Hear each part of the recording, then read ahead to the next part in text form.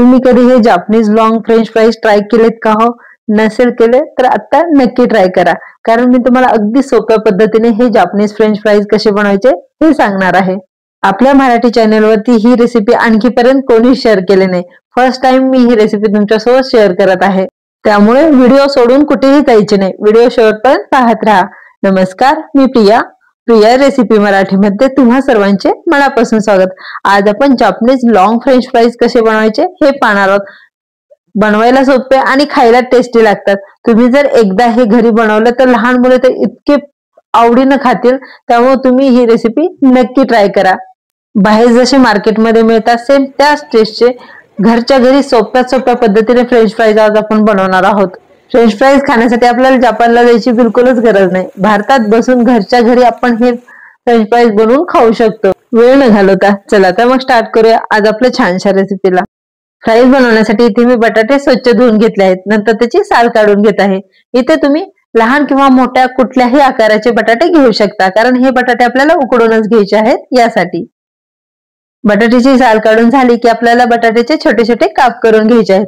आता तुम्हाला असे वाटत असेल की आपण हे बटाटे कुकरला पण लावू शकतो, पण कुकरला बिलकुल पण लावायचे नाही, कारण आपण कुकरमध्ये जर हे बटाटे उकडायला टाकले तर आपल्याला समजणार नाही की ते कितपत उकडायचे आहेत. कारण आपल्याला फ्राईज बनवताना बटाटे बिलकुल पण ओव्हर कुक नाही होऊ द्यायचे. यासाठी आपल्याला अशा पद्धतीने साल काढून छोटे छोटे काप करून घ्यायचे आहेत.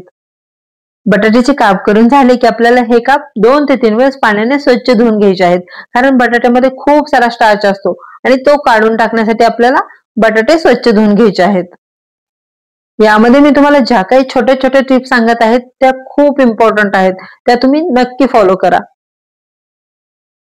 आता इथे बटाटे धुतल्यानंतर यामधील पूर्णपणे पाणी आपल्याला निथळून घ्यायचे आहे. इथे सॉसपॅन मध्ये मी पाणी गरम करून घेतले आहे. आता यामध्ये आपल्याला पाण्याला उकळी आली की बटाट्याचे काप घालून घ्यायचे आहेत. काप घालत असताना लक्षात घ्या, यामधील जे पाणी आहे ते खूप कडकडीत गरम आहे. मग काय होते, बटाट्याचे काप घालताना आपल्याला ते हातावर पण येऊ शकते. यासाठी आपल्याला अगदी केअरफुली यामध्ये बटाट्याचे काप घालून घ्यायचे आहेत. साधारण 7 ते 8 मिनिट आपल्याला हे मीडियम हीटवर बटाट्याचे काप शिजवून घ्यायचे आहेत. मार्केटमध्ये वेगवेगळ्या प्रकारचे बटाटे अवेलेबल असतात, त्यामुळे काय होते, काही बटाट्यांना शिजण्यासाठी टाइम जास्त लागतो तर काही पटकन शिजले जातात. यानुसार इथे बटाटे शिजण्याचा जो टाइम आहे तो कमी जास्त होऊ शकतो.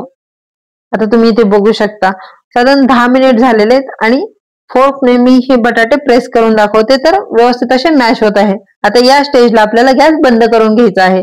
बटाटे ओव्हरकुक बिलकुल पण नाही करायचे. बटाटे बॉईल करून झाले की आपल्याला लगेचच एखाद्या पसरट गाळणीमध्ये हे काढून घ्यायचे, म्हणजे ते ओव्हरकुक नाही होणार. आता हे बटाट्याचे काप आहेत ते पूर्णपणे थंड करून घ्यायचे आहेत.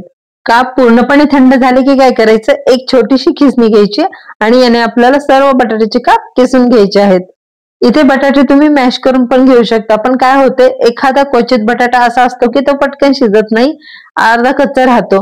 मग काय होते, त्यामधील ज्या छोट्या छोट्या गाठी आहेत त्या आपण ज्यावेळेस फ्राईज बनवतो त्यावेळेस त्यामध्ये येऊ शकतात. यासाठी मी इथे बटाटे किसूनच घेत आहे. आता यामध्ये ब्लॅक पेपर पावडर घालून घ्यायची आहे, चवीनुसार मीठ आणि 4 मोठे चमचे कॉर्नफ्लॉवर. आता याचा आपल्याला व्यवस्थित असा गोळा मळून घ्यायचा आहे. ब्लॅक पेपर पावडर म्हणजे काय, आपली जी काळी मिरी आहे ते मिक्सरमध्ये घालायची आणि फक्त फिरवून घ्यायची. झाली ब्लॅक पेपर पावडर तयार. आता इथे व्यवस्थित असा गोळा पण मळून झालेला आहे. तुम्ही इथे बघू शकता जे बटाटे आहे ते बिलकुल पण हाताला चिटकत नाही. आता काय करायचं, एक पॉलिथिन घ्यायची आणि त्यामध्ये हा गोळा ठेवून द्यायचा. तुमच्याकडे जर अशा पद्धतीची पॉलिथिन असेल तर तुम्ही नक्की वापरा. आता यामध्ये आपल्याला गोळा ठेवून झाला की काय करायचं, हे बेलण्याने लाटून घ्यायचे, म्हणजे आपले जे फ्राईज आहेत त्याला व्यवस्थित असा एकसारखा आकार येतो. चपाती लाटत असताना खूप पातळ किंवा खूप जाडही नाही लाटायची. चपाती लाटून झाली की ही पॉलिथिन आपल्याला 30 ते 35 मिनिटांसाठी फ्रीज मध्ये ठेवून द्यायची आहे, म्हणजे यामधील जे फ्राईज आहेत ते व्यवस्थित असे सेट होतात. आता इथे साधारण अर्धा तास होऊन गेलेला आहे आणि मी हे फ्राईज फ्रीज मध्ये ठेवले होते. आता हे व्यवस्थित असे सेट झाले आहेत. काय करायचं, ही जी कॅरी बॅग आहे ते आपल्याला साईडने कट करून घ्यायची आहे. पॉलिथिन कट करून झाली की आपल्याला हे साईडला काढून घ्यायचे आहे आणि नंतर याचे आपल्याला फ्राईज कट करून घ्यायचे आहेत. याचा जो शेप आहे तो रेग्युलर फ्राईज पेक्षा पण लॉंग आहे, त्यामुळे हे अगदी सुपर क्रिस्पी बनतात. तुम्ही ते बघू शकता, जे फ्राईज आहेत ते फटाफट अगदी इझिली कट होत आहेत. अशाच पद्धतीने मी सर्व फ्राईज कट करून घेणार आहे. आता यामध्ये एक फ्राईज मी तुम्हाला उचलून पण दाखवते. तुम्ही ते बघू शकता किती इझिली हा साईडला होत आहे. याचा अर्थ आपले जे बटाटे आहेत ते व्यवस्थित असे शिजले आहे आणि आपण जे कॉर्नफ्लॉवरचे प्रमाण वापरले आहे ते पण परफेक्ट आहे. आता इथे तेल गरम करून घेतले आहे. यामध्ये एक एक करून आपल्याला फ्राईज घालून घ्यायचं आहे. फ्राईज लॉंग असल्यामुळे अशी पसरट आकाराचीच आपल्याला कढई किंवा पॅन फ्राईज तळण्यासाठी घ्यायचं आहे. फ्राईज तेलामध्ये घालून झाल्यानंतर एक साधारण 1-10 मिनिटानंतर ते पलटून दुसऱ्या साईडने पण तळून घ्यायचे आहेत. याला बघून कोणीतरी म्हणेल काय की आपण मार्केटमधून ना आणता घरच्या घरी बनवले आहेत. मुळीच नाही, कारण हे अगदी परफेक्टच बनले आहेत. त्यामुळे एक साधारण 4 ते 5 मिनिट आपल्याला मीडियम हीटवर फ्राईज व्यवस्थित असे तळून घ्यायचे आहेत. फ्राईज व्यवस्थित असे तळून झालेले आहेत. हे मी काढून घेते. तुम्ही ते बघू शकता, फ्राईजला कलर तर किती सुरेख आला आहे. तसेच हे खूप क्रिस्पी बनतात.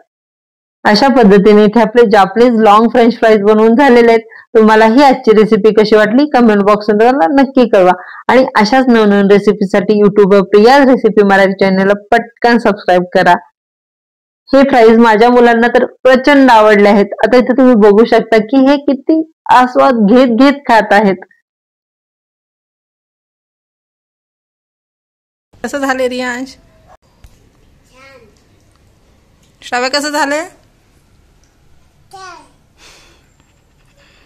तुम्ही वेळात वेळ काढून माझा हा पूर्ण व्हिडिओ बघितल्याबद्दल तुमच्या मनापासून आभार. चला तर मग भेटूया अशा छान छान रेसिपी मध्ये. तोपर्यंत धन्यवाद.